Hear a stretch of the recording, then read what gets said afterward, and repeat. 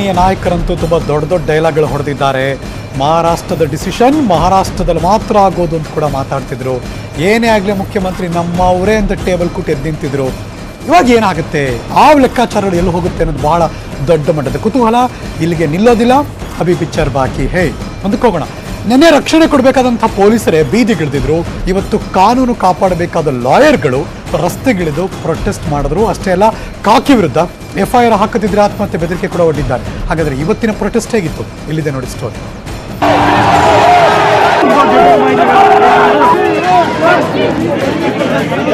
ನಿನ್ನೆ ಜನರನ್ನ ರಕ್ಷಿಸಬೇಕಾದ ದೆಹಲಿ ಪೊಲೀಸರೇ ನಮಗೆ ರಕ್ಷಣೆ ಕೊಡಿ ಎಂದು ಬೀದಿಗಿಳಿದು ಹೋರಾಟ ಮಾಡಿದ್ರು.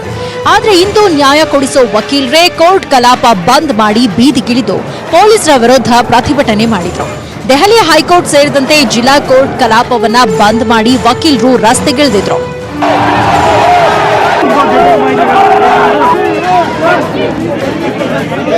ಲಾಯರ್ಗಳ ಪ್ರತಿಭಟನೆ ವೇಳೆ ಭಾರಿ ಹೈಡ್ರಾಮಾ ನಡೆಯಿತು. ಪೊಲೀಸರ ಮೇಲೆ ಕ್ರಮ ಕೈಗೊಳ್ಳದಿದ್ರೆ ಆತ್ಮಹತ್ಯೆ ಮಾಡಿಕೊಳ್ಳುವುದಾಗಿ ಲಾಯರ್ ಒಬ್ರು ರೋಹಿಣಿ ಕೋರ್ಟ್ ಬಿಲ್ಡಿಂಗ್ ಏರಿದ್ರು. ಆದ್ರೆ ಸಹೋದ್ಯೋಗಿಗಳು ಅವರನ್ನ ತಡೆದ್ರು. ಪೊಲೀಸರನ್ನ ಬಂಧಿಸುವವರೆಗೂ ನಾವು ಪ್ರತಿಭಟನೆಯಿಂದ ಹಿಂದೆ ಸರಿಯಲ್ಲ ಎಂದು ಪಟ್ಟು ಹಿಡಿದ್ರು.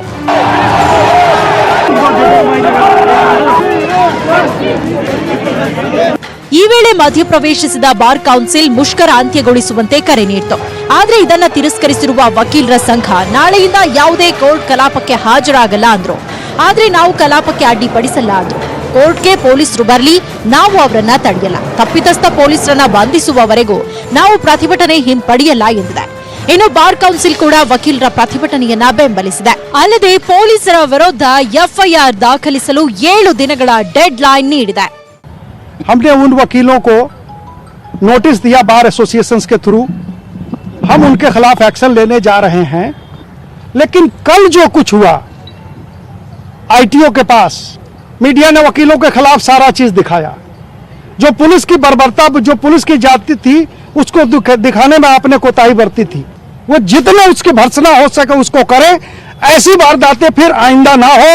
ಪೊಲೀಸರು ಹಾಗೂ ವಕೀಲರ ನಡುವೆ ಗಲಾಟೆ ಬಗ್ಗೆ ನ್ಯಾಯಾಂಗ ತನಿಖೆ ಮಾಡುವುದಾಗಿ ದೆಹಲಿ ಹೈಕೋರ್ಟ್ ತಿಳಿಸಿದೆ.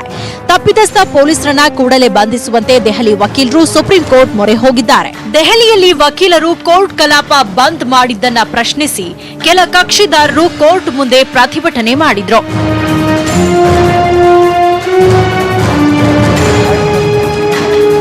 ಇನ್ನು ದೆಹಲಿ ಲೆಫ್ಟಿನೆಂಟ್ ಗವರ್ನರ್ ಅನಿಲ್ ಬೈಜಾಲ್ ಗುಪ್ತಚರ ಹಾಗೂ ಹಿರಿಯ ಪೊಲೀಸ್ ಅಧಿಕಾರಿಗಳೊಂದಿಗೆ ಸಭೆ ನಡೆಸಿ ಶಾಂತಿ ಕಾಪಾಡುವಂತೆ ಸೂಚನೆ ನೀಡಿದ್ರು.